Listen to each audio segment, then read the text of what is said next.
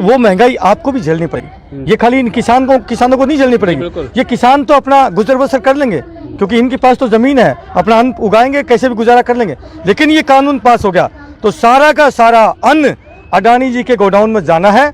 जो 20-25 रुपए किलो आटा आज गरीब रेडी पटरी वालों को, सैलरी वालों को, नॉर्मल आदमी को जो मिल रहा है, जो बीजेपी वाले हैं, जो नॉर्मल वर्कर हैं, जिनको मिल रहा है, तुम लोगों को भी मेरे बीजेपी वाले भाइयों ये 80 रुपए किलो मिलने वाला है। और तब आप लोगों की आंखें खुलेंगी कि जो किसान है ये अपने लिए तो लड़ाई लड़ी रहा है, ये असली लड़ाई उन गरीबों की लड़ाई है और उन सैलरी होल्डर की लड़ाई है, उन बाकी 80 करोड़ लोगों की लड़ाई है जो जिनके पास खेती बाड़ी की जमीन नहीं है। साहब, आप लोग इतने मेरे साथी खड़े हैं, जहां तक मेरी आत्मा बोलती है, ये जो सरकार है ये वोट से नहीं बनी है, ये जीती है ईवीएम मशीन से। क्या मैं सही कह रहा हूँ? अगर आप मेरी बात से सहमत हो एक बार हाथ खड़ा कर दीजिए, कैमरा घुमा दीजिए, एक बार घुमा दीजिए कैमरा, चलो हाथ खड़े करिए अगर मेरी बात से सहमत हो तो।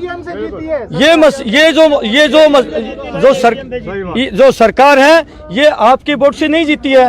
130 करोड़ भी अगर देशवासी, पूरा हिंदुस्तान भी खड़ा हो जाएगा, क्योंकि उसको वोट की चिंता नहीं ना आगे आने वाले चुनाव, उसको पता है कि मुझे तो मशीन से जीत ही जाना है, जनता नाराज हो चाहे जो मर्जी हो। इसलिए मैं आप लोगों से प्रार्थना करता हूं, इस आंदोलन के साथ साथ ईवीएम मशीन का भी बहिष्कार करने का ऐलान करें हम लोग।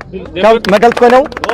क्योंकि एक बार जब राम और रावण की लड़ाई हो रही थी तो श्री राम उसकी गर्दन काट रहे थे, तीर मारे गर्दन कट जाए, दोबारा जुट जाए, तो पता चला यार ये तो मर ही नहीं रहा।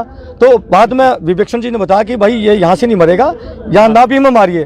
तो बीजेपी सरकार की जो नाभि है ना, वो ईवीएम मशीन है साहब। उस नाभि में आप लोग जो है, आप लोगों के हाथ में ये आंदोलन में इस मशीन को समाप्त करने का, मतलब यानी कि तीर मारने की जरूरत है। क्यों साहब, गलत है? तो आप लोग सहमत हैं? तो एक बार भारत माता की, भारत माता की, भारत माता की।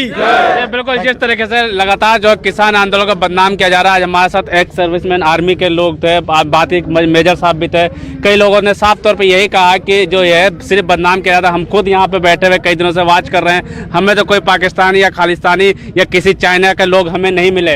ये जो नेता है अपनी जो दाल गलाने के लिए, ये आंदोलन को बेकार करने के लिए सिर्फ हम इस आंदोलन को बदनाम कर रहे हैं। और जो है इस सरकार को जो नाभि पे वार करना पड़ेगा, और नाभि जो मेयर साहब ने बताया कि वो है ईवीएम, और इस आंदोलन के साथ साथ हमें ईवीएम का भी बहिष्कार करना पड़ेगा। अब देखने वाली बात होगी क्या सरकार इतने दिन के आंदोलन के बाद, जब आर्मी के लोग भी साथ आ चुके हैं, तो क्या सरकार अभी भी कानून समझाएगी या कानून वापस ले